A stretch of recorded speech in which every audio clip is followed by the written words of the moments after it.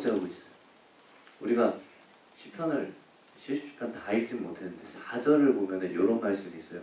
주께서 내가 눈을 붙이지 못하게 하시니 내가 괴로워서 말할 수가 없습니다. 이렇게 돼 있어요. 이런 경험 해보셨나요? 하나님께서 자기를 버리셨는지 막 고통을 하고 있습니다. 그런데 여러분, 오늘 이 시편 77편이 완전히 이 반으로 딱 나눠지는데 어느 시점에서 이거 완전히 반전이 일어나서 완전 뒤집어지는 역사가 일어납니다. 완전히 유턴을 하고 있습니다. 어디서 그렇게 하고 있느냐? 9절 바로 다음에 10절부터입니다. 10절을 보시면요, 이전까지와는 전혀 다른 내용입니다. 이렇게 되어 있죠. 또 내가 말하기를 이는 나의 잘못이라.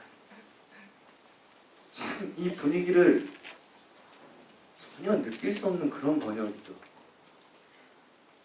여러분, 여기에 또 내가 말하기를 또가 아니고요, 그러나입니다. 그러나 10절에 그러나 9절까지 죽을 만치 고통스러웠단 말이에요. 그런데 10절에 오니까 이 시인이 획가닥 돌아서서 그러나 이렇게 말하면서 자기 자신을 향해서 말하고 있어요. 자기 자신을 향해서 뭐라고 하나 보니까 이는 나의 잘못이라. 이 너무 신사적이에요, 번역이. 사실은 더 좋은 말로 표현을 하면 자기 자신을 향해서 바보 멍충아 그 말입니다. 목사님 나가셨네? 이 새끼야! 이런 근데 성경에 그렇게 쓸 수가 없으니까 이렇게 점잖하게 번역을 한 것이죠. 이는 나의 연약함이라 나의 잘못이라. 이 바보시! 이 말입니다. 자기를 향해서 가만 보니까 자기가 완전히 바보 같다면서 이 죽을 만큼 고통스러워하던 사람이 갑자기 획가닥 돌아서는 거예요. 왜 이 사람이 이렇게 갑자기 변했느냐? 여러분 11절 한번 보십시오. 여호와의 일들을 여기 보니까 기억한다는 말이 나와요. 기억하여. 그 행하신 기이한 일을 기억할 겁니다. 이 사람이 여러분 20절부터 11절, 12절 끝까지 사람이 완전히 새로운 사람이 돼가지고 놀라운 선포를 하고 있습니다. 여러분 보시죠. 이 시인이 지금 하나님의 과거 사건을 기억을 했습니다. 여러분, 이 기억을 했다는 것이 무슨 말일까요? 기억을 했다는 것은 과거의 사건을 단지 머릿속으로, 역사의 사건을 내가 머릿속으로 한번 떠올려 보니까 기분이 좋아졌다. 그러나 여러분, 본문은 그런 뜻이 아닙니다. 우리가 여러분 옛날 지나간 일을 머릿속으로 이렇게 떠올리면 기분이 좋을 수 있습니다. 우리 순바팀 순바에 있었던 순간 딱 떠올리면 기분 좋아지잖아. 아니야? 좋을 수 있어. 근데 만약에 오늘 본문의 시인이 그런 식으로 어떤 마음의 회복을 받는 것이라면 이건 여러분 기념식입니다. 기념식. 응? 지금 현재하고는 아무 상관없이 내가 옛날 얘기를 머릿속에 떠올려서 기분이 좀 좋아졌어요. 그건 기념식. 그럼 이런 것이 아닙니다. 그럼 무엇인가 보니까 시인은 여러분 과거 사건을 기억했더니 문제는 지금 현재입니다.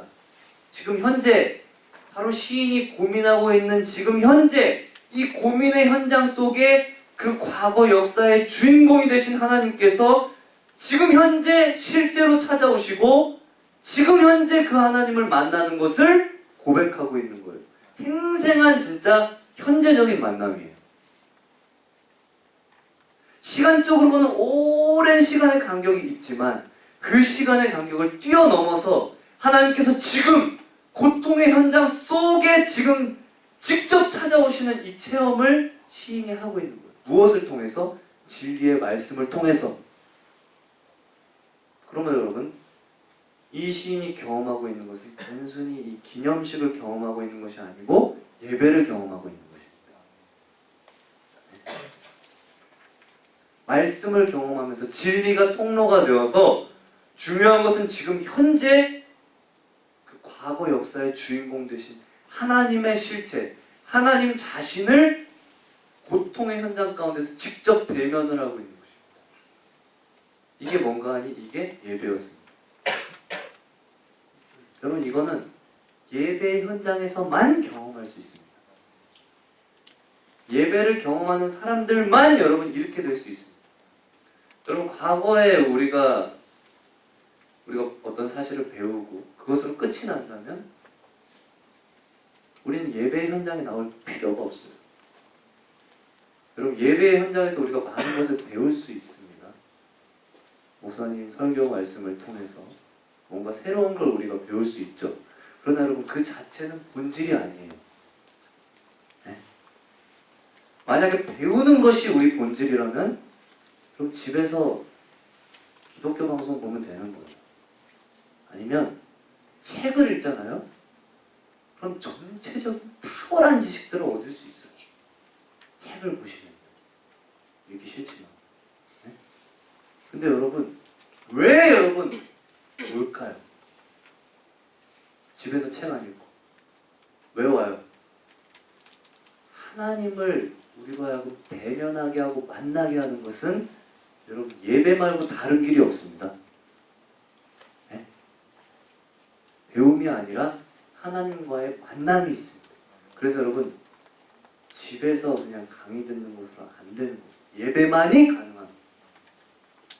아무리 예배가 멋지지 않다고 하더라도 예배 현장을 대체할 수 없는 것이 있습니다. 예배만이 가능한 게 있습니다. 우리가 드리는 예배는 그래서 놀라운 것입니다. 여러분 과거에 어떤 기억을 해서 좋아지는 그게 아니고 지금 현재 인격적인 대면이에요. 네? 예배에서만 가는. 제가 요즘에 돌돌하게 좀 생각하게 됐어요. 예배에 대해서. 그러니까 저의 부끄러운 모습들이 막 떠올랐습니다. 도대체 어디에서? 여러분 시간과 공간을 뛰어넘는 하나님과 직접 만나는 이 만남이 도대체 어떻게 가능하냐 이겁니다. 네? 중요한 것은 여러분 도대체 어떻게 2000년 전에 그 예수님께서 그 시간과 공간을 뛰어넘어서 지금 예배하는 이 자리에 직접 찾아오실 수 있느냐 하는 거예요. 분명히 현재적으로 찾아오신다고 했는데 도대체 어떻게 현재적으로 찾아오실 수 있느냐. 여러분 그것이 오늘 예수님의 대답입니다. 성령으로 찾아오십니다. 성령 안에서만 가능합니다. 그리고 성령 안에서는 가능합니다. 성령 하나님으로 찾아오시는 거예요. 여러분 이게 기독교의 최고 진리입니다. 최고 진리. 예수님께서 왜 십자가에서 죽으셨습니까? 하늘의 성령을 땅으로 모시기 위해서 죽으셨죠. 여러분 성령이 누구십니까? 제3위 하나님 자신입니다. 성령이 누구십니까? 하나님의 영입니다. 여러분 성령이 누구십니까? 이 땅에 오신 예수의 영이십니다. 여러분 성령이 누구십니까? 지금 이 세상에 계신 하나님 자신입니다. 하늘에 계신 성령께서 오순절날 땅으로 내려오셨어요. 여러분 성령 누구라고요? 성령은 거울과 같은 분이십니다. 저는 이 표현이 너무너무 좋습니다. 거울. 성령이 거울과 같은 분이시기 때문에 우리가 성령을 만나면 우리는 마치 누구를 만난 것 같이 되는 거니까 예수님을 만난 것이 돼요. 왜? 성령은 예수님을 거울처럼 비추기 때문에. 그래서 성령을 만나면 우리는 예수님을 만난 것이요 성령을 만나면 성부 하나님을 만난 게 됩니다. 왜? 성령께서 하나님을 비추기 때문에 그렇습니다. 결국 여러분 하나님을 예배 속에 지금 현재 대면하는 것은 성령을 대면하는 거예요. 이 얘기를 하고 싶어서 좀 길었죠. 들을 게 있는 자만 들으세요. 2예배 드리고 왔으니까 이 시간은 자도 됩니다. 자 여러분 하나님을 지금 현재 만나는 것은요 성령을 만나는 거라고요. 이런 얘기 할 기회가 이제 없어요. 저희도. 그러므로 여러분, 성령이 없으면 이거는 근본적으로 예배라고 할 수가 없습니다. 기념식입니다.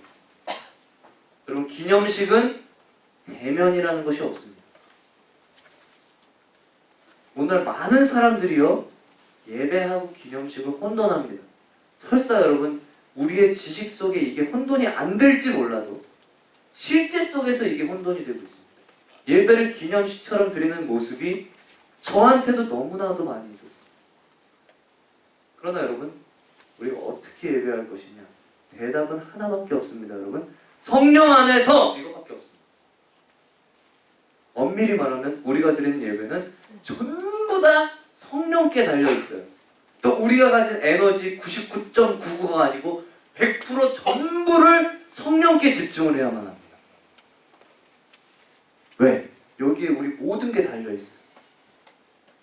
여러분, 우리가 다른 것이 다 부족해도, 악기가 뭐 하나가 없어도, 설교가 뭐 앞뒤가 하나도 안 맞아도, 목사가 상태가 메롱이어도, 성가대가 없어도, 찬양팀이 없어도, 성령 안에서 라고 하는 요 요건이 충족이 되면 그 예배는 신령한 예배가 됩니다. 예가 있습니다. 오래전에 그 미국의 오클라호마에서 큰 기독교 집회가 있었어요. 이 집회가 한 사람씩 강사가 나오기도 했어요. 우리 다니엘 기도회처럼. 그 강사가 쫙 나와 있는데, 여러분 빌리 그레함 목사님이라고 들어봤어요? 겁나 유명한 목사님이에요. 네이버 치면 나와요. 빌리 그레함 목사님이 능력의 사역자인데 그 중에 계셨어요. 강사 중에. 그리고 그 다음 주인지 아니면 몇 주 뒤인지 세미 티피스라고 하는 유명한 목사님이 예정이 돼 있었어요.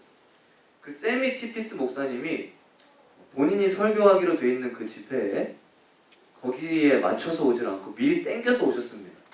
그래서 빌리 그레함 목사님이 설교하신 그 집회 회중으로 이 사람이 참여를 한 거예요. 자, 세미 티피 목사님이 빌리 그레함 목사님의 그 집회에 참여를 해서 있는데, 설교가 다 끝난 뒤에 이 세미 티피 목사님이 앉아서 들으면서 마음에 걱정이 되기 시작했어요.